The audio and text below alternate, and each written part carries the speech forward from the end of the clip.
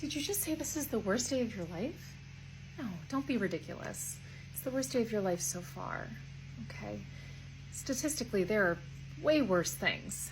They're gonna probably come down the pipe. Use your days. It's part of your compensation. You know who never used her days? Jessica. I know you don't know Jessica. You know why? She's dead now. Car accident, but still. She didn't say you couldn't play movies that week. She said you can't play movies that are not related to your curriculum. And if you can't find a movie related to your curriculum, you're not trying hard enough. And I'm disappointed. No, if they won't come and cover you for your class, go to the bathroom. You don't want to get a UTI. If it gets bad enough, it can actually like crawl on up there and give you a kidney infection. You know? I knew a guy who got sepsis once. Screw those kids. Go to the bathroom. Of course she asked me to cover that class. I said no, because it's not part of my contract, you know? She said it was part of your other duties as assigned.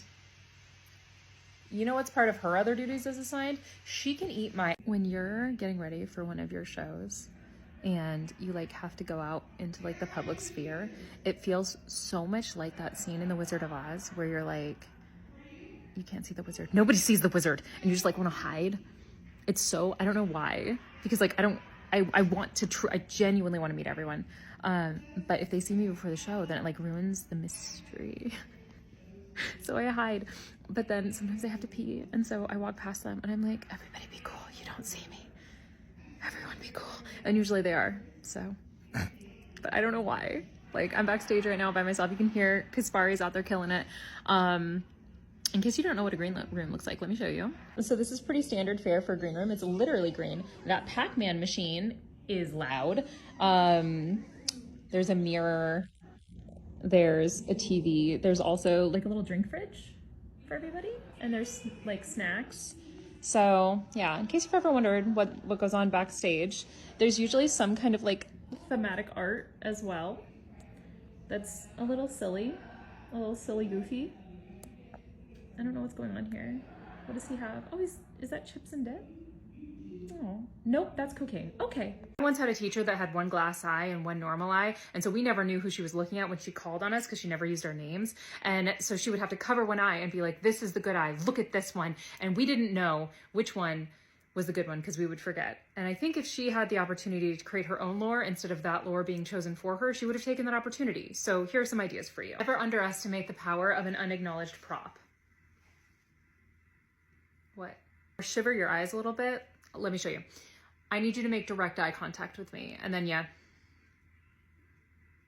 Just enough that they can feel something's broken, but not enough that they can put a finger on it. If you spend a bunch of money on rewards for your students, you would be surprised what a student would do for a disembodied shark tail or a cowboy rubber ducky.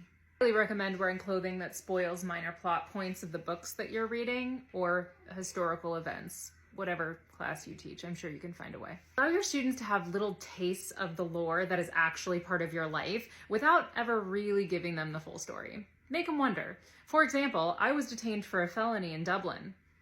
Dabbing has not been cool for a very long time, so every opportunity you possibly can, I'm gonna need you to dab. Just, you pick up a piece of paper, dab on it. They're gonna hate that. Students broke the last 2 remaining toilets by trying to flush vapes. Hey, listen. I can't, stupid acrylics. Listen, stop flushing your vapes. Stop it. You're breaking all the toilets. Stop it. Today they studied The Great Gatsby. 6th grader threw up in the hall and another 6th grader went to go open up his locker and stood in it. A 7th grader pooped on the floor in the hallway. Just, bro. Without breaking eye contact, a student took their little bell ringer paper and took a bite out of it. Just, the bathroom walls were freshly decorated by some finger painting. Do you want to guess what they used?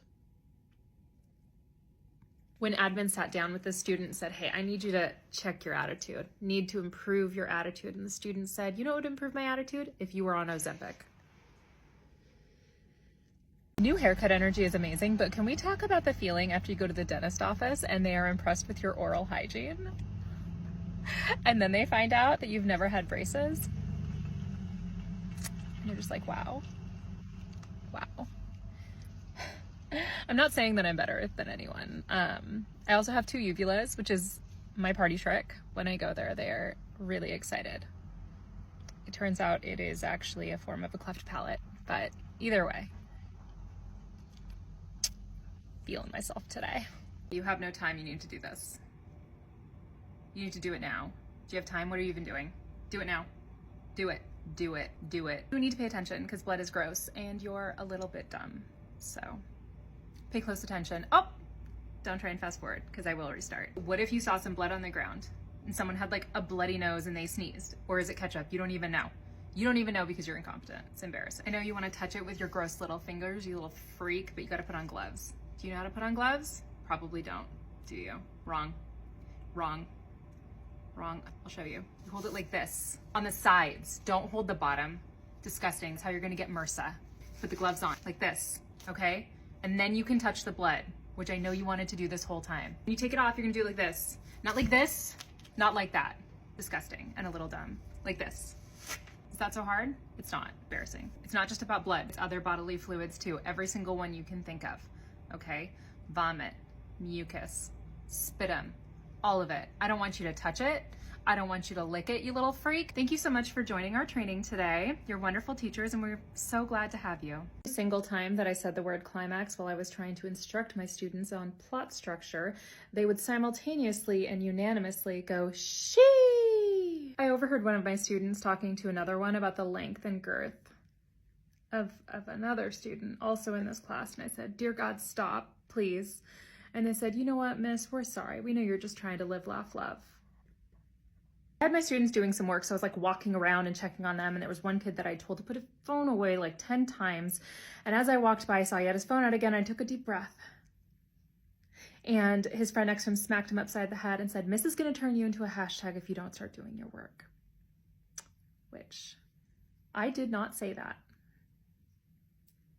But as a get to know you activity, I let my students kind of look around and investigate the teacher and then give me takeaways about what they learned about me. And the way they described my classroom was as a, quote, wet dream for middle-aged white women everywhere. Rude. I had some high schoolers that once said that they would go and slash some tires for me if that is something I wanted to have happen.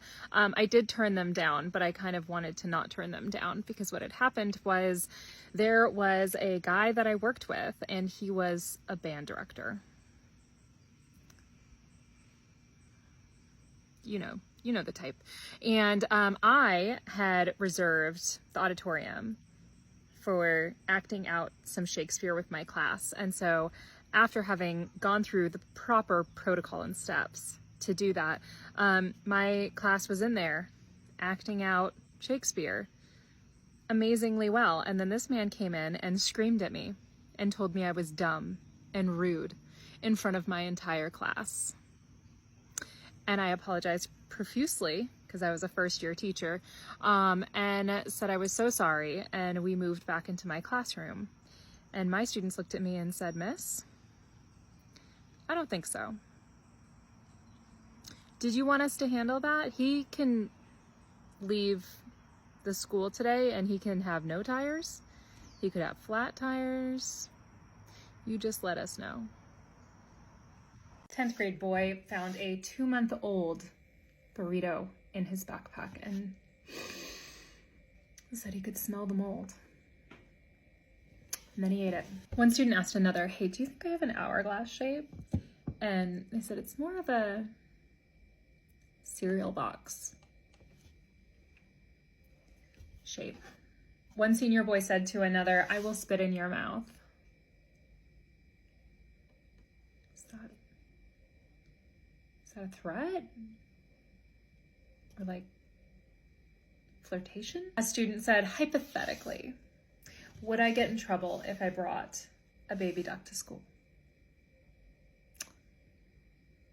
Turns out that was not as hypothetical as one might think. Completely out of context, just heard a student announce to their whole group, "So it turns out I'm a bottom." It's good self-awareness, you know? but too much information.